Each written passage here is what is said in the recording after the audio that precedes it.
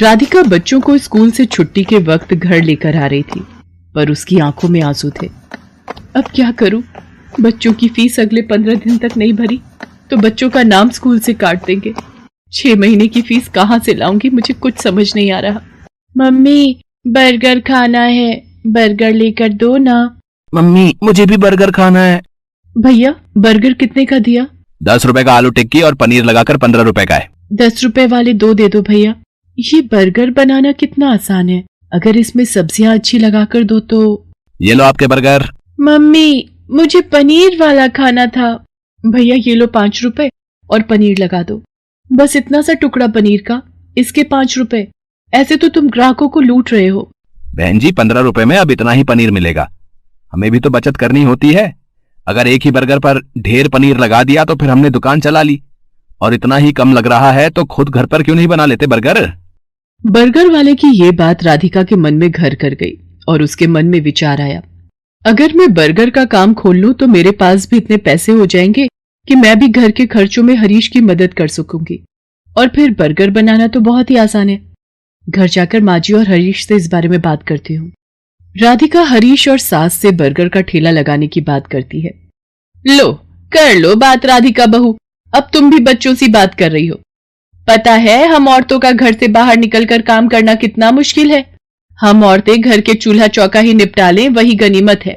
पर माँ जी, आजकल बर्गर का काम बहुत चल रहा है। अगर मैं ये कर लूं तो इससे हरीश को भी पैसों में मदद मिलेगी। मुझे 15 दिन तक बच्चों की 6 महीने की फीस जमा करनी है। हरीश की सैलरी घर के किराए और खर्च में लग जाती है।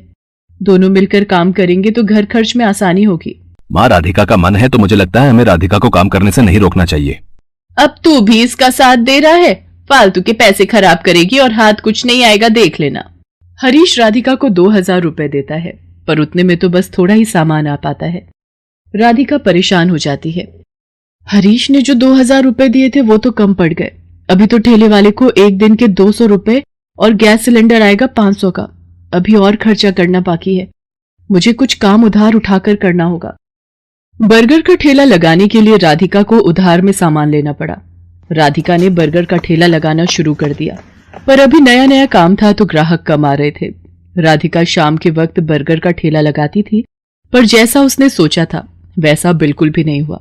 मैंने सोचा था बर्गर बिक जाएंगे तो मेरी थोड़ी कमाई हो जाएगी, पर यहाँ पर तो एक भी बर्गर नहीं बिका। पता नहीं मेरी कमाई कैसे होगी। अगर कुछ दिन तक ऐसे ही चला तो माँ जी और हरीश मुझे इस काम के लिए मना कर देंगे। बहुत हिम्मत करके मैंने ये काम शुरू किया था। राधिका अभी ये सोच ही रही थी, तभी वहां एक गरीब औरत अपने 2 बच्चों के साथ आती है। दीदी, बहुत भूख लगी है, मेरे बच्चे 2 दिन से भूखे हैं। अरे, तुमने 2 दिन से कुछ नहीं खाया? रुको, मैं अभी तुम तीनों को एक एक बर्गर देती हूँ। शुक्रिया दीदी, आज तुमने हमारा पेट भरा है, और जो भूखों का पेट भरता है भगवान उसे कभी भूखा नहीं रहने देते। तुम्हें जब भी भूख लगे तुम मेरे ठेले पर बेझिझक आ जाया करो, और यहाँ पर तुम अपने बच्चों के साथ अपनी भूख मिटा सकती हो।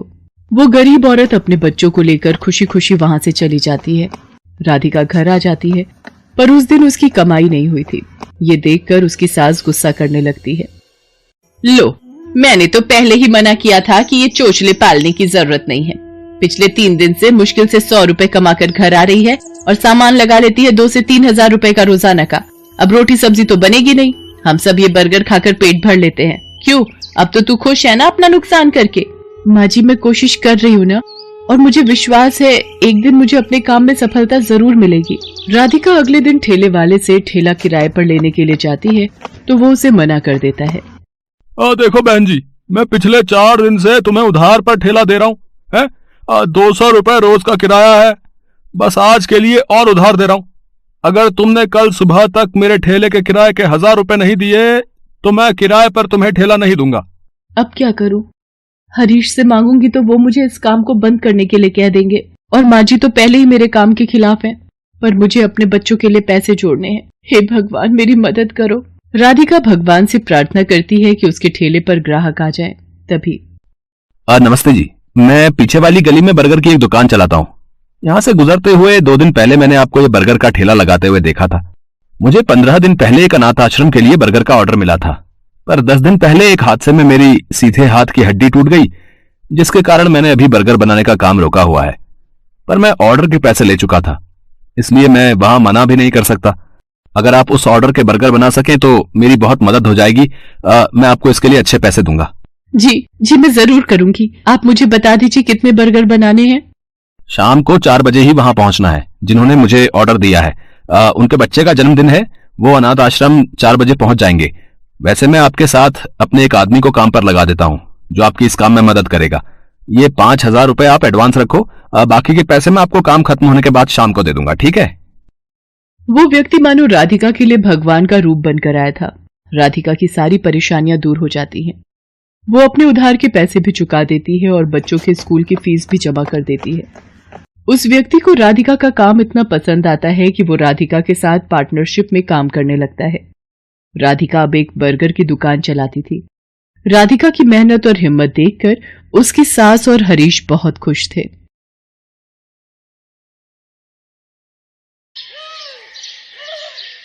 मुन्नी अपने 5 साल के भाई के साथ रेलवे स्टेशन पर टॉफी बेचा करती थी, पर वहां पर उसका व्यापार कुछ ठीक से नहीं चल रहा था, इसलिए वो फिर से सड़क पर ही टॉफी बेचने लगी। थोड़ी दूरी पर एक पिज्जा के ठेले पर बहुत सारे लोग पिज्जा खा रहे थे।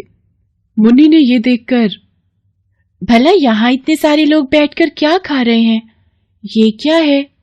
ये सोचकर मुन्नी उससे पिज्जा खरीदकर खाने लगी। उसे वो बहुत स्वादिष्ट लगा। अरे वाह, ये तो बहुत स्वादिष्ट है, ना जाने इसे कैसे बनाते हैं। ऐसा सोचते हुए अपने भाई को भी खिलाकर वो वहां से घर चली जाती है। अगली सुबह भाई ने अपनी बहन से खाना मांगा, तब मुन्नी उससे कहती है, रुक जा मेरे भाई, तेरे लिए ही तो खाना बना रही हूँ। फिर उसने अपने भाई को खाना खिलाया और खाते खाते सोचने लगी, मुझे जल्द से जल्द कोई और काम ढूंढना होगा, इस काम से तो कोई फायदा नहीं हो रहा, कुछ करना होगा। वो ये सोच ही रही थी कि अचानक उसे कल खाया हुआ पिज्जा याद आया। मुझे ये पता लगाना होगा कि वो कैसे बनाते हैं और मुझे खुद बनाना होगा। वो ये सोचकर भाई को साथ में लेती है और पिज्जा बनाने वाले के पास जाती है। अंकल, आप ये पिज्जा कैसे बनाते हो, मुझे बताओगे आप? अगर मेरी मदद करोगे तो मैं भी बनाकर बेचना चाहती हूँ। उसके ऐसा पूछने पर आदमी ने कहा, अच्छा, तो तुम मेरी बराबरी करना चाहती हो? सुबह सुबह दिमाग खराब करके रखा है, जाओ यहाँ से। उसने उसे फटकार कर दूर जाने को कहा। ऐसी बात नहीं है, एक बार मेरी बात तो सुनिए। वो ऐसा कह ही रही थी पर उसने धक्का मार दिया। इतने में वहां से गुजर रही एक औरत ने उसे देखा। अरे क्या हुआ, क्या हुआ बेटा? और आप इस तरह बच्चे को क्यों ढकेल रहे हैं? उसके पूछने पर उस आदमी ने सारी बातें उसे बता दी। तब उस औरत ने कहा, आप भी हद कर रहे हैं, वो लड़की अपना गुजारा करने के लिए ही आपसे मदद मांग रही है, पर आप छी। उस दुकानदार को डांटकर वो औरत उस लड़की को लेकर दूर कहीं जाती है और उससे कहती है, बेटा क्या तुम्हारे इस दुनिया में कोई नहीं है? और ये लड़का किसका है? ये मेरा भाई है और हमारे माँ और बाबूजी का हाल ही में देहांत हो गया था। तब से हम दोनों ही रेलवे स्टेशन पर टॉफी बेचते हैं, पर मेरा व्यापार ठीक से नहीं चल रहा, नुकसान ही नुकसान हो रहा है। मेरी समझ में कुछ नहीं आ रहा है। बस कल मैंने ये देखा था, यहाँ बहुत लोग पिज्जा खा रहे थे, इसीलिए पिज्जा बनाने की विधि जान रही थी, पर वो मुझे डांट रहे हैं। ये कहकर वो रोने लगी। ओहो हो, ठीक है बेटा, चिंता मत करो, ये मोबाइल रख लो, इससे तुम जो चाहे सीख सकती हो। इसमें देखकर तुम पिज्जा बनाने की विधि जान लेना, फिर खुद का व्यापार शुरू कर सकती हो। इस पर मुन्नी ने हामी भरी। मुन्नी ने उस औरत के दिए हुए मोबाइल से पिज्जा बनाने की विधि अच्छे से सीख ली। मुन्नी ने घर पर पिज्जा बनाने की विधि शुरू की। पहले 4 बार पिज्जा ठीक से नहीं बना, बहुत ही बेस्वाद बना था, पर उसने हार नहीं मानी और कोशिश करती रही, तो 5वां पिज्जा बहुत अच्छा बन गया। मुन्नी बहुत खुश हो गई। सुन भाई, अब ये पिज्जा बहुत अच्छा बन गया। अगर ये पिज्जा का काम चल गया तो समझो अपनी जिंदगी सुधर गई। ये सोचकर उसने अगले ही दिन रेलवे स्टेशन पर जाकर पिज्जा बनाना शुरू कर दिया। ताजा ताजा स्वादिष्ट पिज्जा लीजिए, ताजा ताजा स्वादिष्ट पिज्जा लीजिए। इस तरह आवाज देकर वो लोगों को पिज्जा बेचने लगी। बहुत कम दाम में बेच रही थी, इसलिए कई लोग आकर पिज्जा खरीद रहे थे। बहुत ही कम समय में सारे पिज्जा बिक जाने की वजह से वो घर जल्दी लौटी। भगवान जी, आज मुझे पूरे 1000 रुपए का फायदा हुआ। हर दिन ऐसे ही मुझ पर अपनी कृपा करना। इस तरह हर रोज पिज्जा के जरिए बहुत पैसे कमाने लगी। कुछ ही दिनों में उसने रेलवे स्टेशन पर एक छोटी सी दुकान जमा ली, जहां पर वो पिज्जा का व्यापार कर रही थी। उसका पिज्जा का व्यापार दिन दुगनी रात चौगुनी हो रहा था। इन सब के पीछे उस औरत का हाथ था। ये सोचती हुई वो घर लौटी। अपने माता पिता की तस्वीर के सामने खड़े होकर उसने, माँ बाबूजी, आप दोनों के बिना हमारी जिंदगी एकदम दुर्बल हो गई है। आज हम 3 वक्त की रोटी खा पा रहे हैं तो इन सब के पीछे उस औरत का हाथ है। उनका उपकार मैं कभी नहीं भूल सकती। जो जहां भी रहे खुश रहें, ऐसा आशीर्वाद आप उन्हें देते रहना, क्योंकि आपके बच्चों की खुशी का कारण वही है, और साथ ही साथ हमें भी आशीर्वाद दीजिए। इतने में पिज्जा का व्यापार करने वाला वो आदमी घर आ जाता है। ए लड़की, आज के बाद तू पिज्जा का व्यापार नहीं करेगी, और अगर ऐसा किया ना तो तुझे और तेरे भाई को मार दूंगा। क्यों भला? मैं आपकी बराबरी में ठेला थोड़ी लगाती हूँ। मैं तो रेलवे स्टेशन पर पिज्जा बेचती हूँ।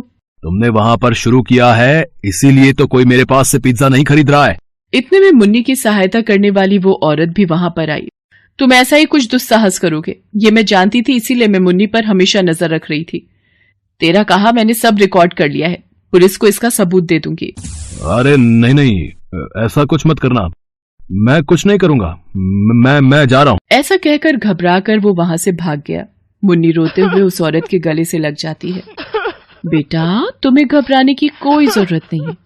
तुम्हें जब भी जरूरत हो मैं यहीं पास में रहती हूँ और सब ठीक हो जाएगा।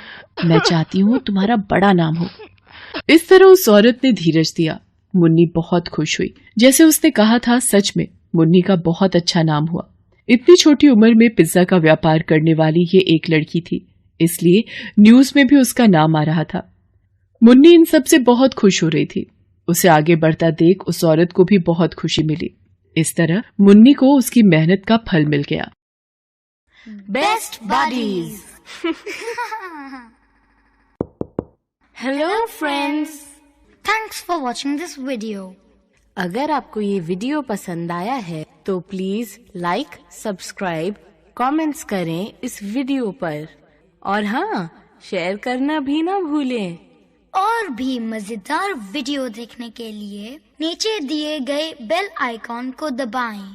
देखते रहिए बेस्ट बडीज।